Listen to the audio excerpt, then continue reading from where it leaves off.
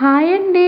మీరు ఎప్పుడైనా వంకాయ, శనగలు, బంగాళదుంప ట్రై చేసినట్టయితే కామెంట్ చేయండి. చేయని వాళ్ళైతే వెంటనే ట్రై చేసేయండి. మీ పిల్లలు మళ్ళీ మళ్ళీ అడిగి తినేలా ఉంటుంది. టేస్ట్ కూడా సూపర్గా ఉంటుంది. ముందుగా శనగల్ని ఒక నైట్ అంతా నానబెట్టి కుక్కర్లో 3 విజిల్స్ వచ్చాక ఆఫ్ చేసి వడకట్టేయండి. ఈలోగా స్టవ్ పైన కడాయి పెట్టుకొని కడాయిలో ఆయిల్ వేసుకొని ఆయిల్లో ఒక పెద్ద సైజు ఆనియన్ వేసుకోండి, కట్ చేసుకొని అందులో నేను 2 పచ్చిమిర్చి జీలకలు కట్ చేసుకొని వేసుకోండి. వేసుకున్నాక మూత పెట్టుకుంటే కాసేపటికి చూడండి ఉల్లిపాయ మెత్తబడింది కదా, అందులో నేను అల్లం వెల్లుల్లి పేస్ట్ వేసుకొని పచ్చివాసన పోయే వరకు కలుపుకోండి. ఆ తర్వాత వంకాయ, బంగాళదుంపలు కట్ చేసుకొని వేసుకోండి. నేను ఇక్కడ తెల్ల వంకాయ యూజ్ చేస్తున్నాను. మీకు కావాల్సి వస్తే వేరేది కూడా యూజ్ చేసుకోవచ్చు. ఇందులో నేను రుచికి తగిన సాల్ట్ ఇంకా పసుపు వేసుకొని మరి కొంచెం కలుపుకొని మూత పెట్టుకోండి. వంకాయ, బంగాళదుంప కొంచెం వేగనివ్వాలి. ఈలోగా 2 పెద్ద సైజు టమాటాలు కట్ చేసుకొని ఇలా సైడ్కి వేసుకోండి.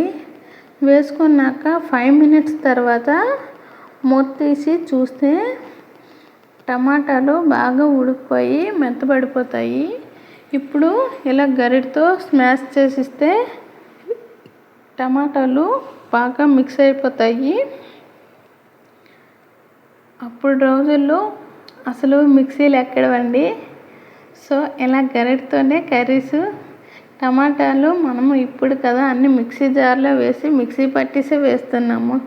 అప్పట్లో టమాటాలు ముక్కలు కట్ చేసి వేస్తారు. ఇప్పటికి కూడా నేను ఇలానే వేస్తాను. ఏదో కొన్ని కర్రీస్కి మాత్రమే అలా చేస్తాను. మనం ముందుగా నానబెట్టుకున్న శనగలు ఉడికించుకున్నాం కదా, ఆ శనగల్ని ఇందులో వేసుకొని మళ్ళీ కలుపుకోవాలి.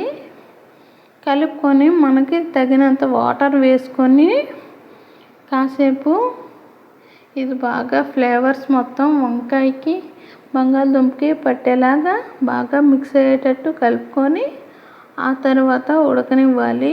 కాసేపటికి చూడండి ఇది ఉడుకుతుంది కదా, ఇందులో నేను రుచికి తగిన కారం వేసుకొని మనం ఆల్రెడీ పచ్చిమిర్చి వేస్తున్నాం కాబట్టి నేను ఇక్కడ కొంచెమే కారం వేస్తున్నాను. మా ఇంట్లో చిన్నపిల్లలు ఉన్నారు కాబట్టి ఇందులో నేను గరం మసాలా కూడా వేసుకొని కలుపుకోండి.